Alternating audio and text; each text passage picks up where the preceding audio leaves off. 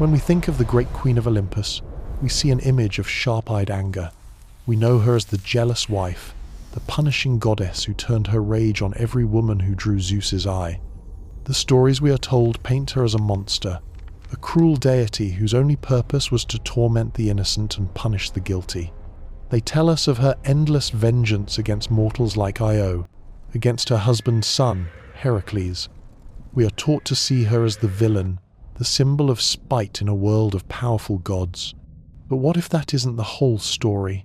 What if the rage you see in her eyes wasn't born of cruelty, but of a broken heart? What if her punishments weren't acts of simple jealousy, but desperate pleas for a love that was promised to be eternal? Tonight, let us forget the legends we know. Let us close our eyes and journey back to a time before the rage, to the very beginning of the love she fought so hard to protect. This is a story of a goddess, a queen, and a love that was promised forever, but was shattered by a betrayal so deep it changed the very nature of her soul. This is the untold story of Hera's suffering. The story of Hera we think we know is not the beginning.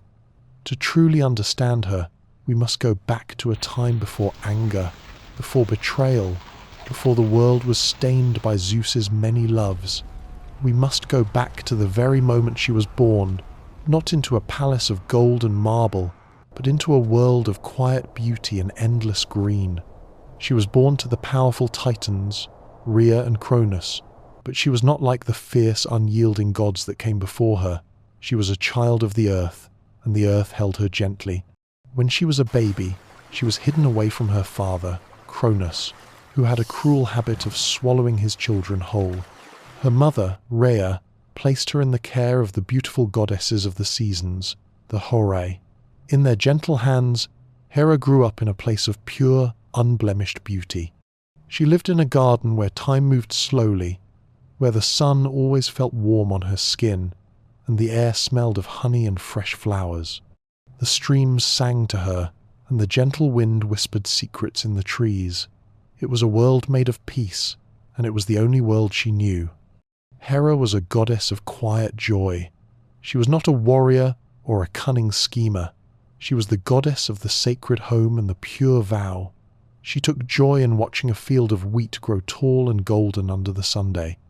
She found happiness in the gentle rustle of a quiet forest. Her power was in making things whole, in bringing a sense of order to the wildness of the world. She saw beauty and commitment in the bond between two souls, and she held a deep respect for a promise kept. Her heart was a clear lake, reflecting the simple, honest world around her, and she believed with every part of her being that a vow was a sacred, unbreakable thing. She spent her days tending to the animals that loved her, a peacock with feathers of shimmering blue and green, and a gentle cow whose eyes were as dark and soft as the night sky.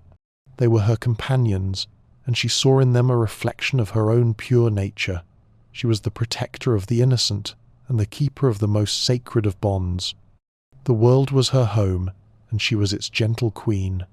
Her life was filled with a quiet contentment that most of the new, boisterous gods could never understand.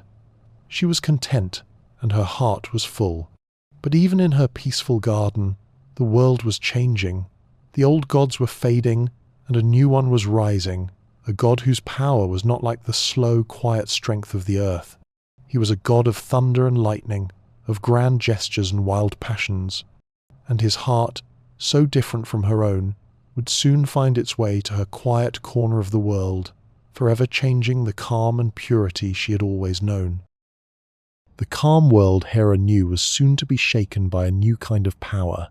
A king was rising, a god whose throne was not on the quiet earth but on the high mountain peaks, a god named Zeus. The stories we know tell us he was a proud king, quick to anger and quicker to love.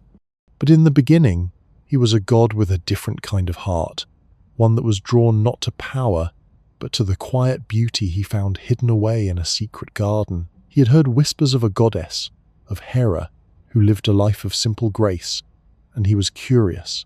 Zeus came to her not with thunder or a show of force, but with a quiet respect. He saw in Hera something he had never seen before, a stillness, a purity that was a world away from the noise and chaos of Mount Olympus.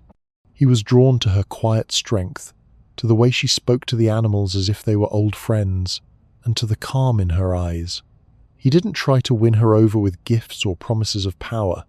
Instead, he simply watched her, learning to love the things she loved, the way a flower unfolds in the morning sun, the gentle flow of a stream, the silent beauty of the night sky. He came to her as a gentle bird, a cuckoo, wet from a sudden rainstorm. He flew into her arms, shivering and small, a creature in need of her gentle care. Hera, with her kind heart, did not know he was a god. She simply saw a small, helpless creature and wrapped him in her cloak, holding him close to her warm body. In that moment, she was not a queen or a goddess. She was simply a woman with a nurturing heart. And in that moment, Zeus knew. He knew that this was the kind of love he had always wanted, a love that was not about power, but about true, honest care. He revealed his true form to her, not as the king of the gods, but as a man who had fallen deeply in love with a woman of pure spirit. He promised her his heart, his loyalty, and his eternal devotion. He vowed that she would be his only wife, his only queen, and that their love would be a sacred bond that would stand for all of time. He did not promise her a kingdom, but a love that was as true and as endless as the quiet world she had built. And Hera, looking into his eyes and seeing only sincerity, believed him. The world of peace she had always known now held a new, even more beautiful promise, the promise of a love that would last forever. With Zeus's promise, a new chapter began for Hera. Their love story was not a wild, loud affair like the tales that would later be told of the gods. It was quiet and sacred, built on the solemn vows they made to each other. They met in a secret place, on the Isle of Samos, far from the prying eyes of the new gods of Olympus. It was here, surrounded by the sweet scent of myrtle trees and the gentle sound of the sea, that they made their promises. Zeus did not bring a great feast or a large crowd. He brought only his heart and his solemn word. He looked into Hera's eyes, and he promised her forever. He vowed that she would be his only wife, his equal in every way, the queen beside his king. He promised that their love would be the foundation of their new world, a perfect and unbreakable bond that would be a model for all marriages, mortal and divine. And Hera, with her deep respect for vows and her loving heart, promised him the same. She vowed to be his faithful wife, his counsel, and the keeper of their sacred union. Their marriage was not a game of power, but a true merging of two souls. For a time, this vow was their entire world.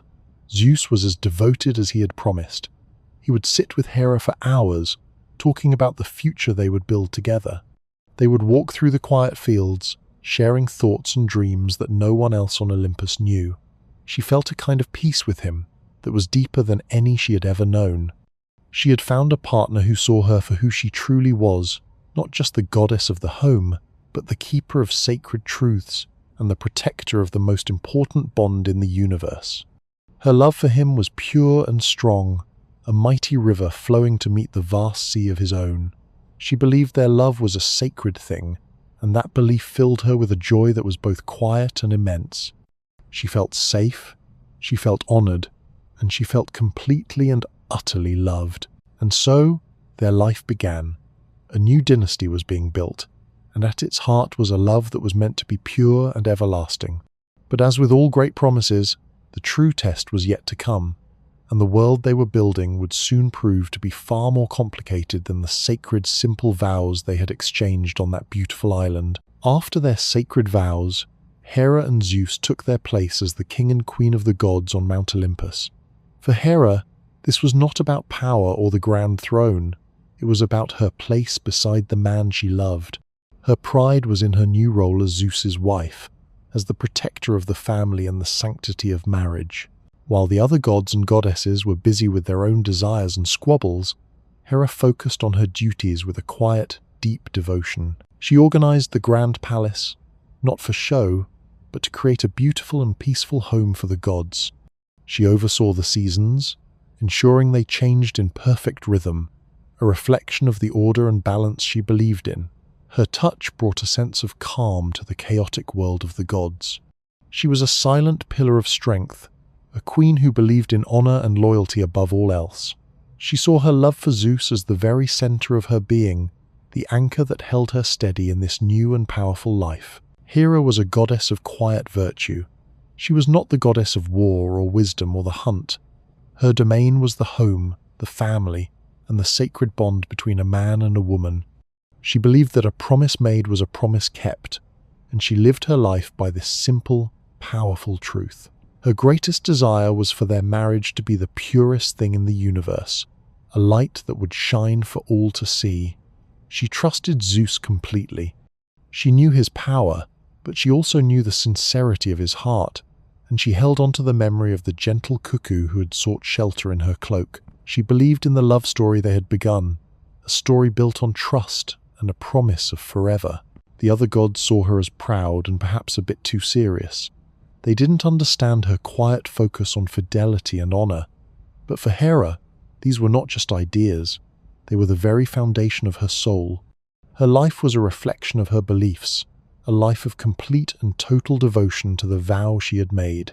She felt happy and safe, believing her future was secure, and that the love that had brought her to this high mountain would last for all eternity. But on a high mountain, the air is thin, and it's easy for promises to be carried away by the wind, and a king's heart, though it may be sincere in the moment, can sometimes be drawn to new and different things.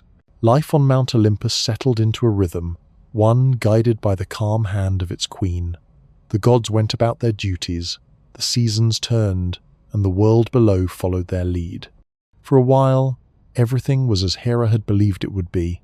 Their days were filled with a shared purpose, and their nights were filled with the quiet comfort of two souls truly at rest. She believed their love was a sacred foundation, a promise that could not be broken. She held on to this belief as a person holds a special stone, smooth, warm, and comforting. But slowly, a change began.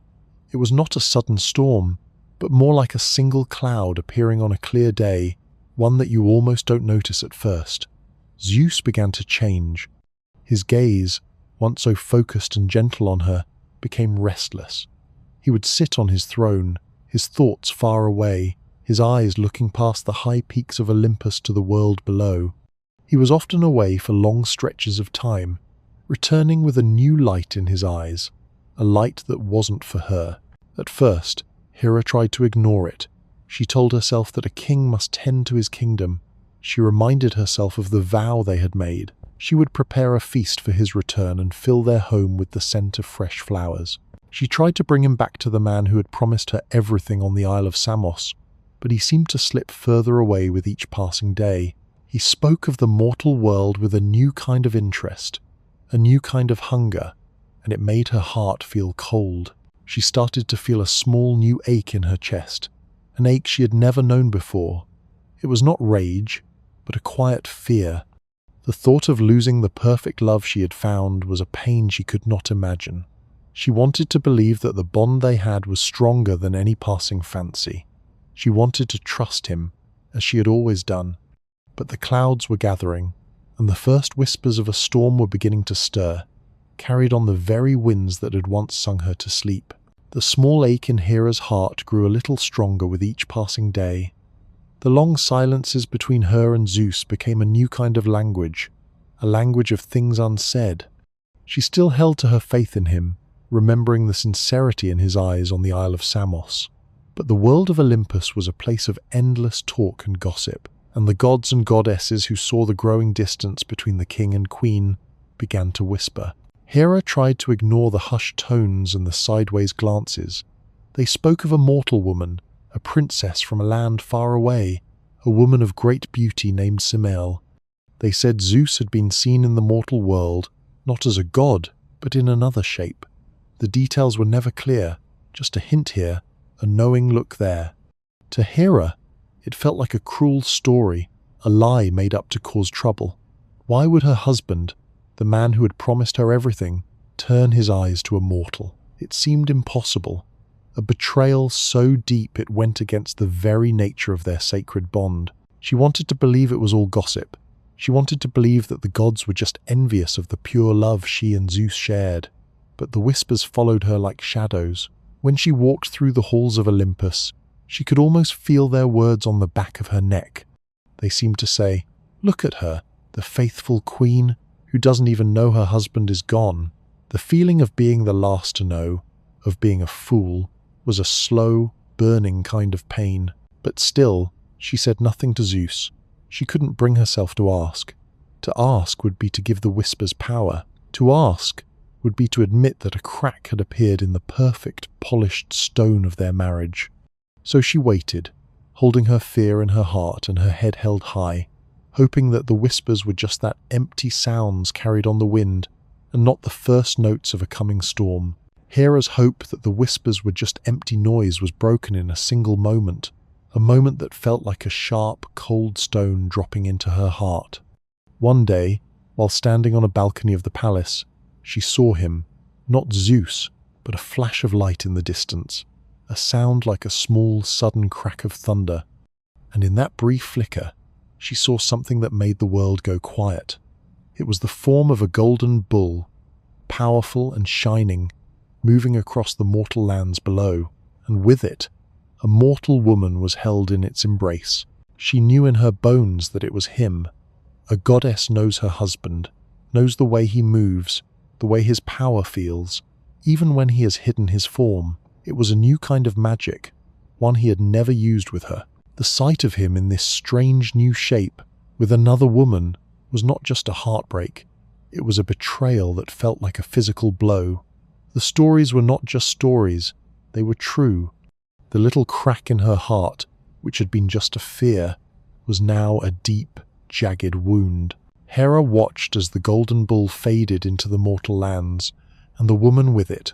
The world below looked peaceful, but for Hera, it was a world of pain. She had been a fool. She had believed in a sacred bond that meant everything to her and nothing to him. The vows they had made on the Isle of Samos, the promises of forever, were not as sacred to him as they were to her. He had not just broken her trust, he had broken their eternal vow. As she stood on the balcony, the feeling of cold fear turned into something new, something hard and sharp. It was the beginning of rage, not a wild, hot fury, but a bitter, slow-burning fire. It was not a fire that wanted to destroy the world, but one that wanted to burn away the pain in her own heart. The rage was her new shield, her new way of protecting herself from the cold, painful truth. She had lost the purest thing she had ever known, and in its place, a new and terrible feeling had taken root. The cold shock of seeing the truth for herself was soon followed by a quiet, terrible resolve. Hera knew she could not let this pass, not because of anger, not yet, but because of what their marriage meant. It was a promise, a sacred vow that was meant to be the strongest bond in the world. If a god, a king, could break such a vow so easily, what did that mean for the order of all things? What would it mean for the mortal world, where people looked to the gods for guidance? She sought out Zeus, not in a fit of rage, but in a quiet, painful moment alone. She found him on the high cliffs, looking down at the world with a strange, satisfied smile. When she spoke, her voice was not loud or demanding. It was filled with a deep sorrow. "My love," she said, using the words that once held so much truth. "I have seen what you do. I have seen the golden bull and the woman you hold close. What of our vow? What of the promises we made on Samos, where the myrtle trees watched over us?" Zeus turned to her, and his smile did not fade. He did not look sorry. He looked amused. "Hera, my queen," he said, and his voice was like a soft wind. "Do not be so troubled. These are just small things, fleeting moments in the world below. They mean nothing. They are no threat to our love, which is as strong as the mountain itself." His words were a new kind of pain. He had dismissed their sacred bond as a small thing. He had called his betrayal a fleeting moment. He saw no harm, no wrong in what he had done.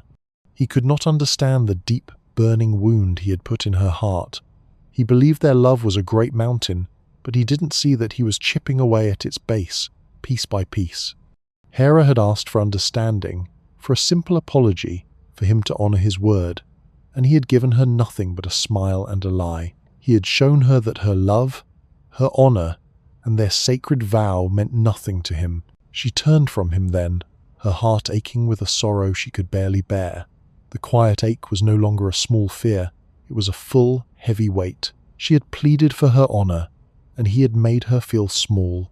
He had made her feel foolish for believing in his promise. And in that terrible moment, the slow-burning fire of rage grew a little stronger. After that painful talk with Zeus, Hera did not feel anger right away. Instead, she felt a terrible sense of being alone. She was the queen of the gods, and yet she was the only one who seemed to care about the promise they had made. She walked the marble halls of Olympus, and it was as if she were in a world where everything she believed in had no meaning. A god's word, a king's vow, a sacred bond, these things were her very identity. And to Zeus, they were just words, easy to break and forget. The pain she felt was not just about him loving another, it was about her own belief system being shattered. She had been the goddess of marriage, the protector of the home. She had given her entire being to this role, to this love. She had believed their union was a shining example for all to follow. But how could she protect the sacredness of marriage when her own was a lie? How could she be a guardian of vows when her own husband treated his as a joke? The more she thought about it, the heavier the weight became. This was not just a personal sadness, it was a cosmic injustice. Zeus was the king, and his actions set an example for everyone, mortal and god alike. If the king could break his word so easily, what would stop anyone else from doing the same? She felt the weight of her role pressing down on her shoulders. She was the only one who could truly see the harm, the only one who felt the need to make things right. This was the moment the slow-burning fire inside her began to truly grow. It was no longer just about her broken heart. It was about the broken order of the universe. She began to see her own suffering as a sign that something was wrong, and she felt a desperate need to fix it. Her actions would no longer be about simple jealousy, but about a deep, painful desire to force a king to honor his word. She would no longer beg for his love. She would demand that he respect his sacred vows, even if it meant a punishment had to be made. The pain of her broken vow was fresh, and the need to protect its sacredness became her one great focus. The whispers of Zeus's affair with a mortal woman named Io became louder. Io was a priestess of Hera, a young woman who had devoted herself to the queen. To Hera, this was not just another broken vow, it was a deep and personal insult. Zeus had not just betrayed his wife, he had taken a woman who was under his wife's protection. So, when Zeus, in his cunning way, tried to hide Io by turning her into a white cow, Hera did not see an innocent animal. She saw her husband's deceit made real. She saw a stolen life, an insult to her authority, and a final bitter sign of how little he cared for their bond. She knew she had to act. Her punishment of Io was not about a cow or a woman. It was about trying to force a king to understand the weight of his actions. She wasn't just punishing his lover. She was trying to get his attention in the only way she had left. She asked for the cow as a gift, and Zeus, unable to refuse without revealing his lie, gave it to her. Then, Hera set the 100-eyed giant, Argus, to watch over Io. This was not an act of cruelty in her mind, but an act of desperation. It was a cry for help. "Look at what you have made me do," she was saying to Zeus. "Look at the lengths I must go to just to hold on to the sacred trust you threw away so easily." She felt she had no other choice. She was the only one fighting for their marriage, and she felt completely and utterly alone in this battle. Her actions were seen as monstrous, as the cold-hearted work of a jealous goddess. But in her heart, Hera was a victim. She was trying to protect a vow, a sacred thing that was being destroyed right in front of her. Her pain had turned into a desperate act, a last-ditch effort to save a love that was already lost. Her suffering was not in the jealousy, but in the need to prove that her love and her honor were worth fighting for. The story of Io was just the beginning. Zeus's affairs became more and more frequent. Each new one was a new kind of pain for Hera. It was no longer just about a broken vow. It was about endless, public humiliation. The The gods of Olympus began to look at her, not with pity, but with a kind of silent mockery. She was the queen, yes, but she was a queen whose husband had no respect for her. Every time a new child was born to Zeus and a mortal woman, it was another reminder of his betrayal. Hera had to sit on her throne and watch as a new hero, a new goddess, or a new prince was brought into the world, all because her husband could not keep his word. She had to smile and pretend that everything was fine, all while her heart was being torn to pieces. The stories told of her cruelty were not born of a wicked heart. They were born of a deep, burning shame. She was shamed by her husband's actions, and she was shamed by her own inability to make him stop. She had to live with the constant, public proof of her broken marriage. Her punishments were not just for the women Zeus loved. They were for Zeus himself. By hurting the women, she was trying to hurt him. She was trying to force him to feel even a small part of the pain she felt every single day. She was saying, "If you will not honor our vow, then I will make you pay for your broken promise." The rage was now her only way of speaking to him, her only way of making a king who saw no wrong in his actions finally feel the sting of his own lies. She was the queen of the family, but her own family was a mess, and the whole world was watching. The endless cycle of humiliation continued, and with each new betrayal, a part of Hera's heart turned to stone. The world saw her as a monster, but she saw herself as a protector, a goddess fighting for the honor of a sacred vow. One day, her pain turned to anger, and that anger found a new target, a beautiful wood nymph named Echo. Echo was a kind and gentle creature, but she was a gossip. She loved to talk, to share secrets, and to tell stories. When Zeus would visit the mortal world, he would sometimes send Echo to distract Hera with her endless chatter. While Echo spoke to the queen, Zeus would slip away, hidden in the clouds, to be with one of his lovers. Hera realized what was happening. She saw that Echo's sweet voice was a tool, a new kind of lie that helped her husband hide his deceit. In that moment, Hera did not see an innocent nymph. She saw a co-conspirator, a part of the endless web of lies that was tearing her life apart. Her punishment for Echo was not born of simple fury. It was a reflection of her own pain. Hera, the queen, was trapped, forced to listen to a new, painful story every time her husband left. She couldn't make Zeus listen to her. She couldn't make him hear her pleas. So she cursed Echo to only be able to repeat the last words of others. The curse was a kind of sorrowful poetry. Hera's pain was her inability to make her own voice heard, to make Zeus understand the depth of her suffering. So she took that ability away from Echo. You, who help him lie, Hera might have thought, will never speak your own truth again. You will only repeat what others have said, a hollow echo of a story that is not your own. The punishment was a direct reflection of Hera's own tragedy. Her voice, once so full of gentle love, was now only a hollow echo of the promises that had been broken. With each new betrayal, the pain in Hera's heart began to affect everything around her, even the things she loved most. It was a poison that spread slowly. The sacred vows she once cherished were replaced by a bitter, lonely rage. This sadness and rage even touched her children. She had 2 children with Zeus, Ares, and Hephaestus. While Ares grew to be a difficult, loud god of war, it was her son Hephaestus who brought her the deepest sorrow. Hephaestus was born with a lame foot, and to Hera, this was a final, painful insult from the gods. How could the child of the king and queen of Olympus be born so flawed? In her mind, the boy was a mirror of her broken marriage. He was a symbol of everything that was now wrong and unbalanced in her life. She was the goddess of pure things, of sacred marriage, and yet her own son was not perfect. In a fit of a grief and shame she could no longer control, Hera cast Hephaestus from Mount Olympus.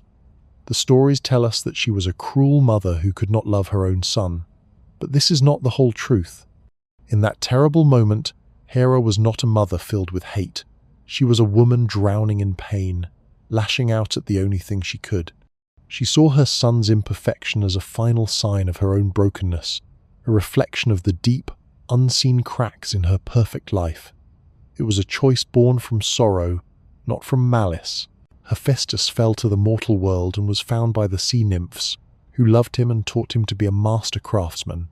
He would later build beautiful things for the gods, but for Hera, he was a constant, living reminder of her pain and her shame. He was the child she had cast out, a victim of her grief.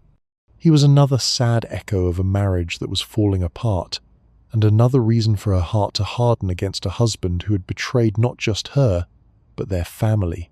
As the years went by, Hera's pain became a hard, unbreakable shell around her heart. She was no longer just sad, she was defined by her sorrow. She was no longer just the queen, she was a goddess who had lost everything she believed in. Her punishments became more severe, not because she was a cruel monster, but because she was desperate for someone, anyone, to understand the weight of a broken promise. This desperation found a new target in a mortal king named Ixion.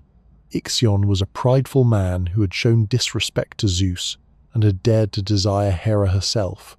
When Zeus invited Ixion to a feast on Mount Olympus, Hera saw a man who acted just like her husband. She saw in him the same disrespect for sacred things, the same desire to take what was not his. She knew she had to make an example of him.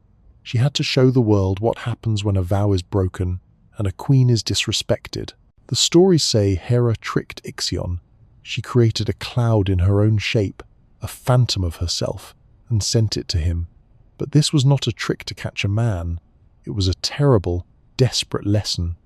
Ixion, in his pride, showed his true nature by embracing the cloud, and in that moment, Hera saw her own suffering reflected back at her. She saw herself as the cloud, a shadow of her true self, a phantom of the pure love she once had. She felt like an empty shape that everyone could reach for, but no one truly valued. Her punishment for Ixion was not just a curse.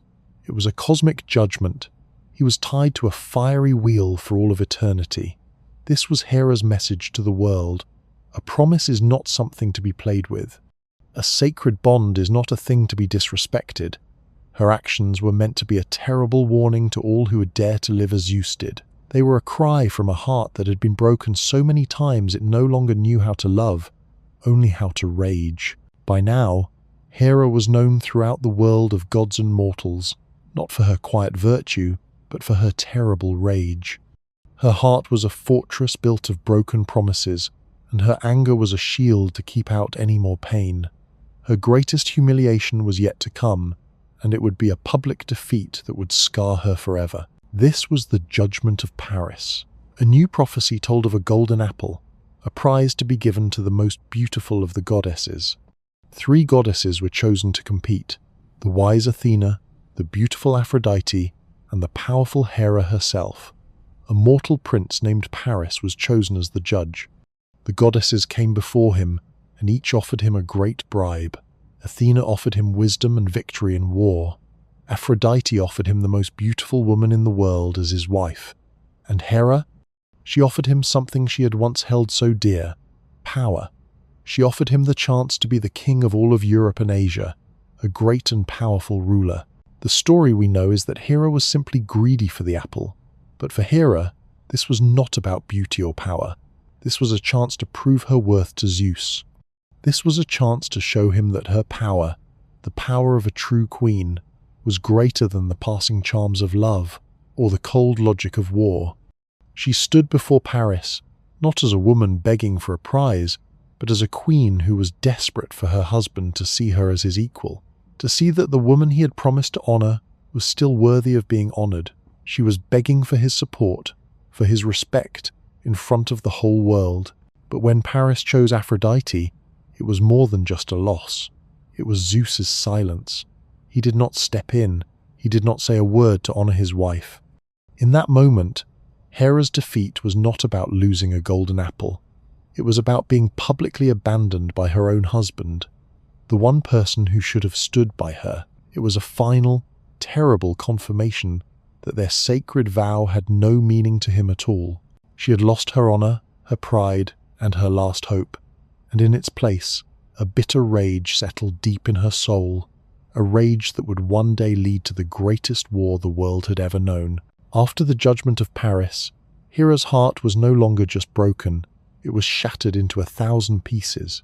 Each piece was a sharp, bitter reminder of the love and honor she had lost. But the gods are immortal, and their pain is eternal.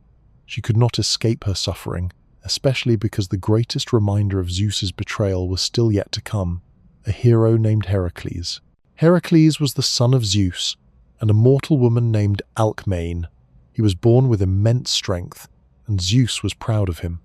For Hera, Heracles was not a hero. He was a living, breathing insult. Every time she saw him, she saw her husband's lie made real. She saw the child of a broken vow, a testament to her husband's disrespect. He was a constant, public reminder that Zeus had moved on from their sacred love, but she was trapped in its pain forever. Her torment of Heracles was not born of simple jealousy, but of a deep, endless grief. She was trying to fight a war she could not win. She could not hurt Zeus himself, the all-powerful king of the gods. So she turned her pain on his son. By making Heracles' life difficult, she was trying to force Zeus to face the consequences of his actions. She was saying, "Look at the pain you have caused. Look at the sorrow you have put into the world." The stories we know tell us of a cruel goddess who sent snakes to a baby's crib and who plagued a hero with impossible tasks. But they don't tell us of the mother whose heart was so heavy with sorrow that she could only see her own pain in the face of a child who should have been nothing to her. Her rage was not a choice, it was a consequence. She was a woman who had been betrayed again and again, and her endless torment of Heracles was the only way she could scream her grief to a husband who refused to listen. As Hera's grief and rage grew, she found herself more and more alone. The other gods and goddesses on Mount Olympus saw her as a problem, a force to be avoided. They saw her act against Zeus's lovers and children, and they called her a monster, but they did not see the truth. They did not see the countless betrayals that had turned her heart to stone. They did not see the pain she carried. No one dared to speak up for her. They were afraid. Zeus was their king, and his power was great. They knew that to side with Hera would be to risk Zeus's anger. So, they stayed silent. They watched as Hera's heart was broken again and again. They saw her pain, but they chose to look away. They chose to pretend that nothing was wrong. The silence of the other gods was a new kind of torture for Hera. It told her that she was truly on her own. It told her that no one cared about the vows she held so dear. It told her that her suffering was something she had to bear by herself. She would walk through the great halls of the palace, and the other gods would look away. They would busy themselves with their own duties, whispering to each other, but never speaking to her. She was the queen, but she was a queen in a cold, lonely palace. She was surrounded by family, but she was more alone than she had ever been in her life. The silence of the gods was a constant, aching reminder that her pain did not matter to anyone but her. In their silence, they gave Zeus their quiet approval. They allowed him to continue his betrayal, and they left Hera to suffer in a world that she had once believed was a place of honor and order. Her rage was no longer just about Zeus. It was about the entire world that had turned its back on her. And in that quiet, terrible isolation, the final parts of her gentle heart began to disappear, replaced forever by a burning, bitter loneliness. Hera's journey was complete. She had started as a gentle, trusting goddess of purity and sacred vows. She had been a loving wife, a kind mother, and a faithful queen. But the endless betrayals and the silent contempt of the other gods had turned her into something else entirely. She was no longer just sad or hurt. She was the queen of solitude, magnificent and powerful, but utterly, terribly alone. She would sit on her throne, dressed in robes of gold and royal purple, with a crown on her head. The world saw a powerful goddess, the wife of Zeus, but if they could have looked into her heart, they would have seen a small, scared woman trapped inside a fortress of her own making. The rage was her companion, her only friend in a palace filled with enemies. It was the only thing that kept her from falling apart completely. Her vengeance was the only way she could feel that she was still fighting for something, even if that something was a love that was long dead. The very essence of who she was became tied to her suffering. She was a queen without a king's respect, a wife without a husband's fidelity, a mother whose children were a reminder of her pain. She had lost her true self somewhere along the way, buried under the weight of so many broken promises. She was the goddess of marriage, but her own marriage was a constant, public ruin. The world knew her as the jealous goddess, the cruel monster, but they didn't know the quiet, gentle goddess who had once loved a king and believed in his promise. They didn't know the woman who had only wanted to protect a sacred vow. They did not see her. They only saw the rage. And in the end, that rage was all that was left. She was the queen of Olympus, and she was more alone than any mortal who had ever walked the earth. To the world, Hera's face became a mask. It was a mask of cold anger, of endless vengeance. The stories of her cruelty spread far and wide, tales of a goddess who would stop at nothing to torment those who crossed her husband's path. She was seen as a villain, a terrible force of jealousy. But inside, behind the mask, a woman was still suffering. She had become the monster everyone believed her to be, not because she was evil, but because her pain had no other place to go. She had pleaded, she had begged, she had tried to reason, and none of it had worked. Her sorrow had no voice that anyone would listen to. So, she let the anger speak for her. She let the rage become her face to the world. It was a terrible, powerful kind of sorrow. When she punished a mortal or a child of Zeus, she was not just being cruel. She was trying to show everyone the harm that was done to her. She was saying, look at what happens when a promise is broken. Look at the pain that comes from a lack of honor. But no one understood. They only saw the flames of her fury, not the tears that had fed them. They saw the monster she had become, but they did not see the beautiful soul that had been destroyed to create it. The most painful part was that Zeus, her husband, seemed to believe the mask as well. He saw her as an endless source of trouble, a force he had to manage. He didn't see the woman who had loved him with all her heart. He didn't see the queen who was trying to protect their sacred vow. He saw a problem, and she was left alone to be that problem, to wear the mask of a monster for all eternity. In the midst of her eternal rage and sorrow, there were rare, quiet moments when the mask would slip. These were moments that no one on Olympus ever saw. She would go to a high, secluded place and simply be alone. The air would be thin and cold, but it was a coldness she preferred to the hot, burning fire in her heart. In these moments, she was not the queen of the gods. She was not the jealous wife. She was just Hera. She would look out at the stars, the same stars she had looked at with Zeus in the early days of their love. She would remember the feeling of his hand in hers, the sound of his voice when he promised her forever. The memories were not painful in that moment. They were just memories, like old, faded pictures in a book.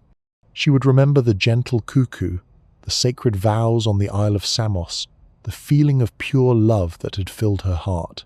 She would remember the person she used to be. In that quiet stillness, she would finally allow herself to feel the sorrow that lay beneath the rage. She would feel the grief for a love that was lost, for a vow that was broken, for a life that was ruined. She would feel a terrible, endless homesickness for a time when her heart was whole. In these moments, her eyes would not be filled with fire, but with quiet, slow tears that no one ever saw. These moments were her only true peace. They were a reminder of the beautiful soul that had been buried under the weight of her suffering. They were a small, secret place where the monster was gone, and only the victim remained. They were a quiet and sad promise that even a heart turned to stone could still feel the echoes of a love that was once pure and true. Hera's moments of stillness were fleeting, and the rage always returned. She would come back to the palace, and the mask would once again settle on her face. Her thirst for justice for the broken vow had become a thirst for vengeance. She would punish Zeus's lovers, his children, and anyone who stood in her way. But with each act of vengeance, she felt an emptiness inside. She had believed that if she could just punish them enough, if she could just make them suffer, then the pain in her heart would go away. She believed that her vengeance would somehow fix what was broken, but it never did. After every terrible act, she was left with the same feeling, a feeling that was worse than the pain itself. The feeling of nothing. The vengeance was an empty promise. It did not bring back the love she had lost. It did not make Zeus feel sorry. It only made her feel more alone. The taste of her vengeance was bitter and cold. It was not a victory. It was a reminder that nothing she did could bring back the past.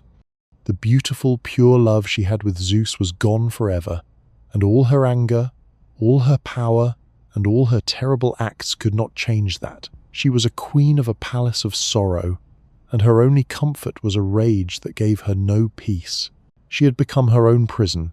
She was trapped in an endless cycle of pain, where every act of vengeance only served to make her more miserable. The world saw a powerful goddess who always got her way, but in truth, she was a prisoner of her own suffering, her own loss.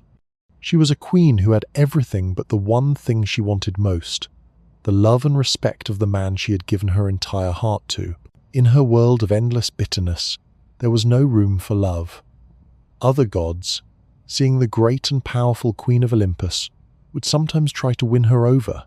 They saw her power, they saw her beauty, and they thought to themselves, if Zeus does not want her, then perhaps I can have her. One of these gods was Poseidon, the king of the sea. Poseidon would come to her with offers of riches from the deep ocean, with promises of a kingdom far greater than the sky. He would praise her beauty and her strength. But to Hera, his words were just a new kind of insult. She was not a prize to be won. She was a woman who was still bound by a vow, even if it was a vow that had been broken by her husband. She would look at Poseidon and feel nothing but a cold, empty distance. His advances only made her feel more trapped. She had given her heart to one man, and he had thrown it away. How could she give her heart to another? How could she believe in a new promise when the last one had caused her so much pain? The thought of a new love was not a comfort. It was a reminder of what she had lost. It was a terrible, painful memory of a time when she had believed in love. She would turn away from the gods who came to her, her face a mask of stone. She was a queen without a king, a wife without a husband, and a soul without a home. Her loneliness was a part of her, a part she could not escape. She had been left in the ruins of her broken marriage, and she felt that she would be there forever, unable to move forward, unable to believe in a new love, and unable to ever truly be at peace. In her world of godly pain and lonely power, a small, unexpected moment of kindness came to her from a mortal. It was a young woman, a simple shepherdess, who was lost in a forest. The girl had stumbled upon a hidden temple, a place of peace and quiet that Hera had sometimes used as a secret place to rest. The girl, seeing the image of the goddess, fell to her knees, not in fear, but in awe. "Oh, great Hera," the shepherdess said, her voice filled with respect. "I am lost and alone, and I pray to the goddess of the home to guide me to safety." Hera, who had become so used to seeing fear and mockery in the eyes of mortals, was taken aback. This young woman saw her not as a monster, but as a protector. She saw the goddess of the home, the keeper of sacred things. She saw the person Hera had always wanted to be. Hera did not speak to the girl, but she felt a strange, new warmth in her chest. She quietly sent a gentle wind to guide the shepherdess back to her path, to her home. She watched from a distance as the girl found her way back to her family, a small, simple moment of peace and happiness. In that moment, Hera felt a small, almost forgotten part of her heart stir. It was a part that still believed in simple joy, in a safe home, in the sacred bond of family. This small act of kindness was a new form of rebellion for Hera. It was a way of using her power not for vengeance, but for a simple, quiet act of goodness. She did it without Zeus knowing, without a need for recognition. She did it because a small, honest soul had reminded her of who she used to be. It was a fleeting moment, a tiny candle in the great darkness of her sorrow, but it was a moment that showed that the kind and gentle goddess of the home was not entirely lost. For all the endless years of her suffering, Hera had held on to one thing, one single memory that kept her anchored to the past. It was the memory of the early days of their love, the quiet moments on the Isle of Samos, the feel of his true hand in hers, the solemn look in his eyes when he made his sacred vow. She would replay these memories in her mind, a quiet film that reminded her of a time when her heart was whole. It was a painful memory, but it was also a comfort, a proof that the love had once been real. But as the centuries turned into millennia, even that memory began to change. It was no longer a clear, beautiful picture. It became hazy, like a dream you have trouble remembering after you wake up. She would try to hold on to the feeling, to the sincerity in his voice, but it was like trying to hold on to smoke. The pain of his betrayals, the endless anger, the cold isolation, all of it was so much louder, so much more real. Her rage had been her companion for so long that it had started to replace the very thing it was meant to protect. She realized with a new kind of sorrow that she was becoming what the world saw, a goddess of pure fury. The gentle Hera who loved the seasons and protected the home was fading. The memory of the quiet garden and the sacred vows was growing dim, replaced by the bitter, sharp memories of Heracles' torment and Echo's curse. The rage was her new story, and it had consumed the old one completely. She was no longer fighting for a forgotten love. She was fighting because she no longer knew how to stop. The sorrow for what was lost was being replaced by a final, terrible emptiness. Her eternal suffering was not just in the pain, it was in the loss of her very self. The long, painful years had finally brought Hera to a new kind of peace. Not a peace born from happiness, but a peace born from acceptance. She had fought her war, she had raged against the injustices, and she had punished those who helped her husband. But in the end, she realized that all her fury could not bring back the man she had loved, nor could it restore the vow that had been so carelessly broken. Her heart was a field of ruins, but in the silence of her solitude, a new kind of flower began to grow. She would still sit on her throne, magnificent and cold. She would still wear the mask of a monster when the world was watching, but deep inside, she had found a quiet place, a secret garden in the ruined landscape of her soul.